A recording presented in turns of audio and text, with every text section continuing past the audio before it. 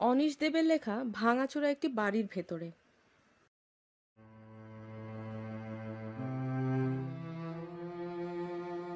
একটু আগেই টেলিফোনে খবর পেলাম সন্তু মারা গেছে। রাজধানী এক্সপ্রেসে চড়ে দিল্লি যাচ্ছিল। ট্রেনটা লাইন থেকে ছিটকে গিয়ে বিশাল অ্যাক্সিডেন্ট। চারটে বগি একেবারে উল্টে গেছে। 100-রও বেশি লোক মারা গেছে। আহত প্রায় 200 কি তারও বেশি হবে। টিভি চ্যানেলে ক্রমাগত ব্রেকিং নিউজ চলছিল। তারই মধ্যে আমার ল্যান্ডলাইনে ফোনটা এলো। সন্তুর বড় ছেলে রাজু। ও দিল্লি যাওয়ার তোড়জোড় করছিল। তার আগেই কন্ট্রোল রুম থেকে খারাপ খবরটা এলো। আমি অন্য কথা ভাবছিলাম। সন্তু সবসময় ভাবতো ও অপঘাতে মারা যাবে, কারণ ওর চোখের সামনে মনু অপঘাতে মারা গিয়েছিল 30 বছর আগের কথা। ওরকম মৃত্যু যারা দেখে তারা নাকি অপঘাতেই মারা যায়। আমি আর হরিয়া ওকে অনেক বুঝিয়েছি, বারবার জোর দিয়ে বলেছি ব্যাপারটা ছিল স্রেফ একটা অ্যাক্সিডেন্ট, কিন্তু সন্তু মানতে চাইতো না। আমার আর হরিয়ার মনেও একটা আশঙ্কার কাঁটা দিন দিন খচখচ করত।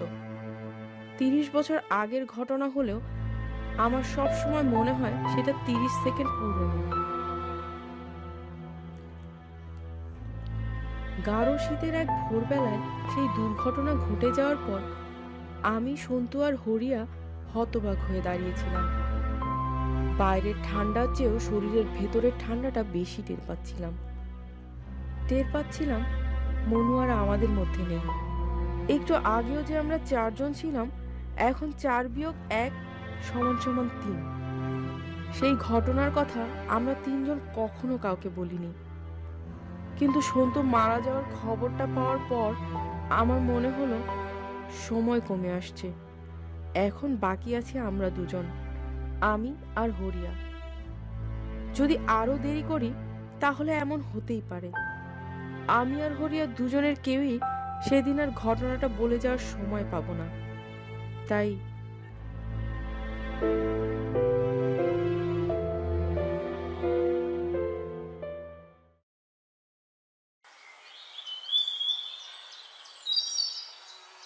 30 বছর আগে আমি তখন নিতান্তই বালক ছিলাম। বেশ মনে আছে, আমি পড়তাম ক্লাস 6-এ। পরীক্ষা শেষ হয়ে যাওয়ার পর শীতের ছুটিতে পান্নাগড়ে মামার বাড়িতে বেড়াতে গিয়েছিলাম। এর আগেও মামা বাড়ি আমি এসেছি, তবে সে মাত্র 2-1 দিনের জন্যে বাবা মার সঙ্গে। আর এবারের আসাটা পুরোপুরি 1 মাসের জন্যে। আমাকে বড় মামার হাতে হ্যান্ডওভার করে বাবা মা ফিরে গিয়েছিলেন। বলে গিয়েছিলেন মাসখানেক পর আমাকে ফেরত নিতে আসবেন। প্রথমেই আমার বন্ধুত্ব হয়েছিল বড় মামার মেয়ে মনুর সঙ্গে। ক্লাস 5-এ পড়ে, রোগা টিংটিঙে চেহারা, খুব ছটফটে, কাঠবিড়ালির মতো তরতর করে গাছে উঠতে পারে। মামা বাড়িটাকে আমার ভীষণ ভালো লেগে গিয়েছিল। এই ভালো লাগার পেছনে অনেকগুলো কারণ ছিল। প্রথম কারণ ছিল পান্নাগড় গ্রাম। সেরকম গ্রাম আজকাল বোধহয় শুধু সিনেমাতেই দেখা যায়। মামা বাড়ির চেহারাটাও ছিল সেই গ্রামের মতোই। তাছাড়া সেই গ্রামে তখনও যে বিদ্যুৎ পৌঁছায়নি, সে ব্যাপারটা আমাকে বেশ অবাক করেছিল। মামা বাড়িতে ছিল বেশ বড় মাপের মাটির উঠোন, তার মধ্যে একটা কুয়ো। কুয়োটিকে ঘিরে ইট পাতা, কুয়োর মাথায় কপিকল, আর কুয়োতলা ঘিরে বেশ কয়েকটা কলা গাছ, আর উঠানের ঠিক মাঝখানে একটা প্রকাণ্ড আম গাছ। মামা বাড়িতে 3টে মাত্র ঘর, বেড়া আর টালি দিয়ে তৈরি। একটা ঘরে বড় মামা, মামি আর মনু থাকে। একটা ঘরে থাকে ছোট মামা আর দিদু।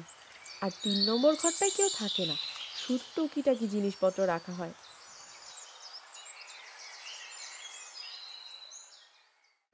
ভালো লাগার দ্বিতীয় কারণ ছিল আমার দিদু। প্রতিদিন সন্ধ্যাবেলায় দিদু আমাদের দারুণ দারুণ গল্প বলতো। গল্পগুলো দিদু কোথাও পড়েছে নাকি বানানো সেটা আমি বুঝতে পারতাম না, তবে আমার যে অবাক লাগতো তার কারণ দিদুর চোখে দৃষ্টি ছিল না। ছানি টানি পড়ে না কিভাবে যেন বেশ কয়েক বছর আগে চোখ দুটো নষ্ট হয়ে গিয়েছিল। মনু আর বড় মামি সব সময় দিদুর দেখাশোনা করত। আর ছিল একটা ছোট্ট কুকুর চিঙ্কা, পমেরেনিয়ান, গায়ে হালকা বাদামি রঙের বড় বড় লোম। চিঙ্কা ছোট মামার পোষা কুকুর হলেও দিদুর কাছে সবসময় ঘুরঘুর করত। দিদুর হাত পা চেটে দিত। ও যেখানেই থাকুক, দিদুর ডাক কানে গেলেই ছুটে আসতো দিদুর কাছে। আর মনুও কুকুরটাকে খুব ভালোবাসতো। মামা বাড়িটা ভালো লেগে যাওয়ার তৃতীয় কারণ ছিল স্বাধীনতা। পান্নাগড় গ্রামটাকে আমি প্রথম 2-4 দিনের মধ্যেই চিনে নিয়েছিলাম। সে কাজে আমার গাইড ছিল মনু, মানে মন্দিরা। বয়সে ছোট হলে কি হবে, ওর হাব ভাব ছিল বড়দির মতো। পান্নাগড়ে নতুন বলে আমিও ব্যাপারটা মেনে নিয়েছিলাম। সারাদিন আমরা 2 ভাই বোনে যতই টোটো করে ঘুরি না কেন, সন্ধে নামার মুখে ঢুকে পড়তাম বাড়িতে। চিড়েমুড়ে যা হোক কিছু একটা জল খাবার সেরে নমনম করে একটু বইপত্র নিয়ে বসা, তারপর সোজা দিদুর কাছে এবং গল্প শোনার কাজ শুরু। সেটা চলতো অনেক রাত পর্যন্ত। তারপর খেয়ে দিয়ে দিদুর ঘরে আমি শুয়ে পড়তাম। দিদু একটা তক্ত পোষে আর মেঝেতে ঢালা বিছানা করে আমি আর ছোট মামা। ছোট মামাটা ঘুমের ঘরে নাক ডাকতো। আমি আর মনু ছাড়া আরো 2 জন দিদুর গল্প শুনতে আসতো। ওরা হলো সন্তু আর হরিয়া। ওরা মনুদের শুধু প্রতিবেশী ছিল না, মনুর খুব ভালো বন্ধুও ছিল। আমার আর মনুর রোজকার টোটো কোম্পানিতে ওরা ছিল নিত্য সঙ্গী। আর মাঝে মাঝে চিঙ্কাও আমাদের সঙ্গী হতো। আমরা 4 জন পান্নাগড়ে নানা রকম অভিযান চালাতাম। গাছের ছোট ছোট ডালের টুকরো ছিল আমাদের অভিযানের একমাত্র অস্ত্র। পান্নাগড়ের কোথায় না অভিযান চালাতাম আমরা। কলা বাগানে, চাষের ক্ষেতে, পুকুর পাড়ে, গাছপালায় ঠাসা জঙ্গলে, আর একটা ভাঙাচোরা বাড়িতে। সব জায়গার মধ্যেই সেই ধসে পড়া বাড়িটাই আমাদের কাছে সবচেয়ে ফেভারিট ছিল, কারণ ওটার ভেতরে অভিযান চালানোর নানান উপাদান ছিল। তাছাড়া বাড়িটা ছিল মনুদের বাড়ির খুব কাছে। সারা গ্রামে বলতে গেলে ওটাই একমাত্র পাকা বাড়ি ছিল। গ্রামের লোকেরা ওটাকে ভাঙা বাড়ি অথবা রাজবাড়ি বলতো। বাড়িটা এককালে কতলা ছিল কে জানে, তবে তখন যা দেখেছি তাতে শুধু ভাঙাচোরা বড় বড় থাম। বাড়ির চারদিকে দেয়াল বলে কিচ্ছু নেই। এখানে ওখানে রাবিশের পাহাড়, ভেঙে কাত হয়ে থাকা বড় মাপের জানলা দরজা, ফাটল ধরা দেয়াল থেকে গজিয়ে ওঠা বড় মাঝারি বট আর অশ্বত্থ গাছ। এছাড়া বাড়ির নানান জায়গায় আগুনে পোড়ার দাগ।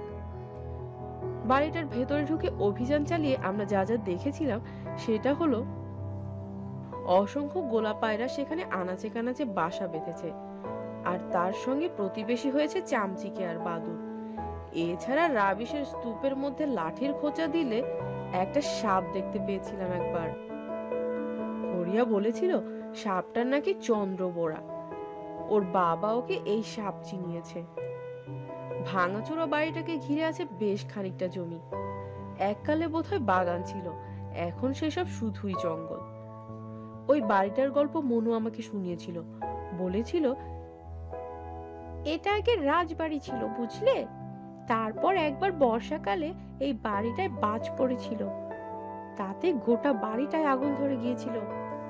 সেই আগুনে রাজা রানী তাদের ছেলে মেয়ে সবাই পুড়ে মারা গিয়েছিল। সর্দিতে কাবু সন্তু দুবার নাক টেনে জিজ্ঞেস করলো, কেউই বাঁচল না? তখন মনু বেশ ঝাঁঝিয়ে বলেছিল, আগেও তো তোকে কতবার বলেছি, বারবার এক কোশ্চেন করিস কেন? বাঁচলে তো দেখতেই পেতিস। হরিয়া চোখ গোল গোল করে বলল, তাজ্জব কি বাত, একদম এক সাথ। মনু তখন স্কুলের দিদিমণিদের ঢঙে জোর দিয়ে বলেছে, হ্যাঁ রে হ্যাঁ দাঁড়াম, এক সাথ, আমার দিদু বলেছি। মনুর শেষ কথাটা শুনে আমরা 3 জনেই চুপ করে গিয়েছিলাম, কারণ দিদুর বলা সত্য কাহিনী কখনো বানানো হতে পারে না। দিদুর কাছে আমরা ভাঙা বাড়ির গল্প পরে আবার শুনেছি। দিদু বলেছিল এই গল্প দিদু শুনেছে তার দাদুর কাছে, দাদু আবার শুনেছিল তার ঠাকুরদার কাছে। রাজবাড়িটায় নাকি অনেক হিরে জহরত আর সোনার মোহর লুকানো আছে, সেগুলো নাকি শয়ে শয়ে বছর ধরে এক জগ পাহারা দেয়। সেই জন্যই কলকাতার চোর ডাকাতরা ওই রাবিশের স্তূপ খুঁড়ে গুপ্তধন চুরি করার চেষ্টা করলেও শেষ পর্যন্ত কিছুই নিতে পারেনি। উল্টে 2 জন রাবিশের ভেতরে তলিয়ে গিয়েছিল। ওগুলো তো রাবিশ নয়, চোরাবালি। আর চোর ডাকাতের দলের বাকিরা যারা সেই তলিয়ে যাওয়ার দৃশ্য দেখেছিল তারাও কোনো না কোনো অপঘাতে মারা গেছে। সে যাক, সেই জগ নাকি যাদের ওপর নজর দেয় তাদের কাউকেই ছাড়ে না। অপঘাতে মৃত্যু না হওয়া পর্যন্ত আঠার মতো লেগে থাকে। দিদুর এই গল্পে মনু যতটা ভয় পেয়েছিল, আমরা তিনজন ততটা নয়। কারণ সন্তু বেশ ডাকাবুকো ছিল, আর হরিও তার কাছাকাছি। আমি ঠিক সেরকম না হলেও ভূত পেতে আমার তেমন ভয় ছিল না। একেবারে ছোটবেলা থেকে ভূত টুত বলে কিছু নেই, এই কথাটাই মা আর বাবা যুক্তি দিয়ে আমার মনে গেঁথে দিয়েছিল। কিন্তু রাতে হেরিকেনের আলো দিদু যখন ভাঙা বাড়ির গল্প শোনাতো, তখন বাবা মার শেখানো সব যুক্তিতর্ক কেমন যেন ফিকে হয়ে যেত। আমি সম্মোহিতের মতো দিদুর দিকে তাকিয়ে থাকতাম। দিদুর টকটকে ফর্সা মুখ, ভাঁজ পড়া গাল, অন্ধ দুটি চোখ, সব আমার চোখের সামনে আজও ভাসে। মাঝে মাঝে দিদুর চোখের কোল দিয়ে জল গড়াতো। দিদু একটা সাদা কাপড় দিয়ে সেটা মুছে নিত। দিদু বলেছিল, শোন, তোরা তো ভোলা পান, সব ঠিকঠাক তোদের মাথায় ঢুকবে না। ওই জকের যখন খিদে পায় তখন হত্যায় উপরে আসে, লড়াচড়া কইরা ওখানে বস্তু খোঁজে। এইসব শুনে আমার বেশ ভয় ভয় করত। মাঝরাতে কখনো ঘুম ভেঙে গেলে টর্চ জ্বেলে ঘরের ভেতরে এদিক ওদিক দেখতাম। আমার পাশের মেঝেতে ছোট মামা তখন নাক ডাকিয়ে ঘুমাতো, আর দিদুর তক্তপোষের নিচে শুয়ে থাকতো চিঙ্কা। টর্চের আলো পড়লে ও জুলজুলে চোখে আমার দিকে তাকাতো। ওর জ্বলন্ত চোখ দেখেও আমার বুকের ভেতরটা ধরাস করে উঠত। ওই শীতের মধ্যে একদিন হঠাৎ আকাশ কালো করে বৃষ্টি নামলো। বড়মামা বলল, নিম্নচাপের বৃষ্টি। সেই বৃষ্টি চলল 3 দিন ধরে। ফলে 3টে দিন আমাকে আর মনুকে ঘরেই কাটাতে হলো। কিন্তু বৃষ্টি থামবার পর যে দিনটা পাওয়া গেল, তাকে এক কথায় সোনা ঝকঝকে দিন বলা যেতে পারে। ব্যাস, আমাদের বৃষ্টি বিঘ্নিত ম্যাচ আবার শুরু হয়ে গেল। সেই রাজবাড়ির ভেতর ঢুকে আমরা তখন এখানে সেখানে ঘুরে বেড়াচ্ছিলাম। তখন হঠাৎই চোখে পড়লো রাবিশের স্তূপে একটা নড়াচড়া। ওপরে ছোট বড় ঢেলাগুলো অল্প অল্প নড়ছে, যেন কোনো কিছু একটা রাবিশের নিচ থেকে ঠেলে বেরিয়ে আসার চেষ্টা করছে। চিকা আমাদের সঙ্গে ছিল। ও আচমকা লাফিয়ে পড়েছিল রাবিশের ওপরে, বারবার ঘেউ ঘেউ করে থাবা দিয়ে রাবিশের স্তূপ খোলার চেষ্টা করছিল। মনুর চিঙ্কা চিঙ্কা ডাকে ও গ্রাহ্যই করছিল না। আমরা 4 জন আর দেরি না করে ছুটে ওখান থেকে পালিয়ে এসেছিলাম। আমাদের পালাতে দেখে ছোট্ট কুকুরটাও দৌড়ে পালিয়ে এসেছিল। ব্যাপারটা আমরা মামাদের আর দিদুকে জানাইনি।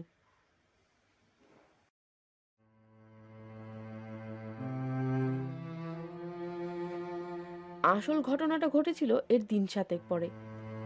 দিদু রাতে মাঝে মাঝে জেগে উঠতো, ঘুমের ঘোরেই কথা বলতো। কোনো কোনো সময় সেসব কথা আমি শুনতেও পেতাম। শুনে ঘুম ভেঙে যেত আমার। জেগে উঠলে দিদু তক্তপোষের পাশ দিয়ে একটা হাত নিচে ঝুলিয়ে দিত। ঘুম জড়ানো গলায় বলতো, চিঙ্কা, কই গেলি রে? আছোস তো বাপধন। অমনি চিঙ্কা প্রভুভুক্ত কুকুরের মতো দিদুর হাতটা বেশ করে চেটে পুটে দিত। আমি দিদুর গলার আওয়াজে জেগে উঠলেই টর্চের আলোটা এক পলক জ্বালতাম। ঘুম চোখে চিঙ্কার হাত চাটা দেখে আবার আলো নিভিয়ে শুয়ে পড়তাম। মনুর জন্মদিনে সারাটা দিন আমি আর মনু হই হই করে কাটালাম। সন্তু আর হরিয়াকে মনু সকাল থেকে আসতে বলেছিল। ফলে আমরা লুডু, ক্যারাম, রুমাল চোর খেলে বেশ মজা আর হুল্লোড় করে দিনটা পার করলাম। মনু বায়না করায় হরিয়া আর সন্তু রাতে মামার বাড়িতেই থেকে গিয়েছিল। অবশ্যই থেকে যাওয়াটা ওদের কাছে নতুন কোনো ব্যাপার ছিল না। রাতে দিদুর ঘরের মেঝেতেই আমাদের 3 জনের বিছানা পাতা হলো। আমরা 3 জনে একসঙ্গে শুবো, এরকম জিদ ধরায় ছোট মামা পাশের ঘরে শুতে গেল। আমাকে বারবার করে বলে গেল দাদুর খেয়াল রাখতে। আরো বলল আমরা যেন গল্প করে বেশি রাত না করি। এরকম ভাবে আমরা আগেও শুনেছি, তাই সেটা আর কোনো নতুন ব্যাপার ছিল না। হেরিকেনের আলোয় দিদুর কাছে গল্প শোনার পর আমরা লেপ মুড়ি দিয়ে শুয়ে পড়লাম। কিছুক্ষণ নিজেরা ফিস ফিস করে গল্প করে তারপর একটা সময় ঘুমিয়ে পড়েছিলাম। রাতে হঠাৎই দিদুর গলা শুনে আমার ঘুম ভেঙে গেল। চিঙ্কা, আছিস তো বাবুধন, কই গেলি? লেপ ফাঁক করে তাকালাম। হারিকেনের পলতে অনেকটা নামিয়ে ঘরের কোণে রাখা ছিল। সেই আবছা আলোর আভায় চিঙ্কাকে দেখতে পেলাম। দিদুর ঝোলানো হাতটা চাটছে। তারপর আমি আবার ঘুমিয়ে পড়লাম। মাঝরাতের পর শীতটা বোধহয় জাঁকিয়ে পড়েছিল, কারণ লেপ মুড়ি দিয়ে আমি শীতে কুঁকড়ে যাচ্ছিলাম। কখনো কখনো দিদুর গলাও শুনতে পাচ্ছিলাম, আর শুনতে পাচ্ছিলাম চিঙ্কার হাত চাটার শব্দ। কুকুরটা পাগলের মতো দিদুর হাত চাটছে, চপাত চপাত শব্দ হচ্ছে। ভোরের দিকে হঠাৎ আমার ঘুমটা ভেঙে গেল। দেখি ভোরের আবছা আলো ঢুকেছে খোলা দরজা দিয়ে, তার সঙ্গে কনকনে ঠান্ডা বাতাস। দরজাটা খুললো কে? পাশে তাকিয়ে দেখি সন্তু আর হরিয়া দুজনেই লেপ মুড়ি দিয়ে ঘুমাচ্ছে। দিদুর তক্তপোষের দিকে তাকাতেই আমার বুকটা হিম হয়ে গেল। দিদুর একটা হাত তক্তপোষের পাশ দিয়ে নিচে ঝুলছে, একটা কালো জিভ সেই ঝুলন্ত হাতটা প্রাণপণে চাটছে, চপাত চপাত শব্দ করে। ঘরে চিঙ্কার চিহ্ন মাত্র নেই, তার বদলে মেঝেতে যা পড়ে আছে তাকে ভোরের আলোতে চিনতে ভুল হলো না আমার। রক্ত। ওই ভয় পাওয়া অবস্থাতে এক ঝটকায় উঠে দাঁড়ালাম, পা দিয়ে লাথি মেরে সন্তু আর হরিয়াকে জাগিয়ে দিলাম। আমরা তিনজনেই প্রাণপণে চিৎকার করে দিদুকে ডাকতে লাগলাম। ছোট মামা আর বড় মামাকে ডেকে বাড়ি মাথায় করলাম।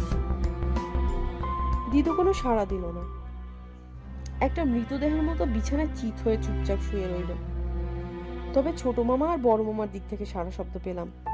আমরা তিনজন বেড়ার দেয়ালে সিটিয়ে চোখ বড় বড় করে জিভটার দিকে তাকিয়েছিলাম। কালো চ্যাপটা খসখসে আর চামড়ার উপরে ছোট ছোট অসংখ্য ফুসকুড়ি। জিভটার শেষ কোথায় আমরা বুঝতেই পারছিলাম না। প্রথমে ওটাকে দেখে সাপ বলে ভুল করেছিলাম, কারণ ওটা ঘরের মেঝেতে এঁকে বেঁকে দরজা দিয়ে বাইরে বেরিয়ে গেছে। আমরা তিনজনে পাগলের মতো চিৎকার করতে করতে ছুটে বাইরে বেরিয়ে এলাম। দেখলাম সন্তু আর হরিয়া কখন যেন ওদের অস্ত্র, মানে গাছের সরু ডাল হাতে তুলে নিয়েছে। জিভটা ততক্ষণে চলতে শুরু করেছে। সাপের মতো হিলহিলিয়ে মসৃণ গতিতে ওটা ফিরে যাচ্ছে ওর আস্তানায়। লাটায়ে যেমন করে সুতা গোটানো হয়, ঠিক সেইভাবেই কেউ যেন জিভটাকে টেনে নিয়ে যাচ্ছে মুখের ভেতরে। আমাদের চিৎকারে বড় মামা, বড় মামি, মনু, ছোট মামা সবাই বেরিয়ে এসেছে উঠানে। ওরা সবাই কি হয়েছে করে চিৎকার করছিল। তবে সরসর করে চলে যাওয়া জিভটাকে দেখে মনু যে চিৎকারটা দিয়েছিল সেটা আমি কোনোদিনও ভুলতে পারবো না। অতল কুয়ার ভেতর থেকে বেরিয়ে আসা এক তীক্ষ্ণ তীব্র চিৎকার। সেই চিৎকারে অলৌকিক জগতের ঠান্ডা বাতাস জড়িয়ে আছে। জিপটা ততক্ষণে উঠান ছাড়িয়ে বৃষ্টি ভেজা মেঠোর রাস্তায় পড়েছে, তরতর করে ছুটে চলেছে ভাঙা বাড়িটার দিকে। আমাদের তিনজনের ভেতরে কি যেন একটা হয়ে গেল। দিদুর কথা ভেবে, চিঙ্কার কথা ভেবে আমাদের মধ্যে বোধহয় রাগ আর আক্রোশ উতলে উঠেছিল। দেখলাম হরিয়া আর সন্তু দুজনেই জিপটাকে তাড়া করে ওটার উপরে কয়েকখান লাঠির বাড়ি বসিয়ে দেওয়ার চেষ্টা করলো। মামা মামিরা পেছন থেকে আমাদের বারবার ডাকছিল, কিন্তু সেসব ডাক আমাদের কানেই ঢুকছিল না। জিপটা ভাঙাচোরা বাড়ির ভেতরে ঢুকে পড়লো, আর ওটাকে তাড়া করে আমরাও। হঠাৎ খেয়াল করে দেখি মনু কখন যেন ছুটে আমাদের কাছে এসে গেছে। পেছন থেকে ওর মায়ের মনু মনু ডাক আমরা তিনজনই শুনতে পাচ্ছিলাম, কিন্তু মনু সেসবে ভ্রুক্ষেপ করলো না। ভোরের আলোয় দেখতে খুব একটা অসুবিধা হচ্ছিল না, শুধু চারপাশে ঠান্ডা কুয়াশা ভেসে বেড়াচ্ছিল, কখনো কখনো আমাদের নজর ঝাপসা করে দিচ্ছিল। আমরা চারজনে দুমদাম করে ভাঙা বাড়িতে ঢুকে পড়েছি। আমাদের চেঁচামেচি আর পায়ের শব্দে ভাঙা বাড়ির আনাচে কানাচে থেকে অনেকগুলোর পায়রা ডানা ঝাপটে বাতাসে উঠতে শুরু করলো। ওদের ডানার পটপট শব্দ অনেক বাদুড়া চামচিকাকে চমকে দিল। জিপটা একটা রাবিশের স্তূপের মধ্যে ঢুকে যাচ্ছিল। তখনই চোখে পড়লো রাবিশের ওপরে গোলমরিচের গুঁড়োর মতো ছড়িয়ে রয়েছে চিঙ্কার লোম, আর সেই লোমের গোছার কোথাও কোথাও রক্তের দাগ। মনু চিৎকার করে কেঁদে উঠল। সেই বুক ফাটা হাহাকারে আমাদের বুকের ভেতরটাও দুমড়ে মুচড়ে উঠল।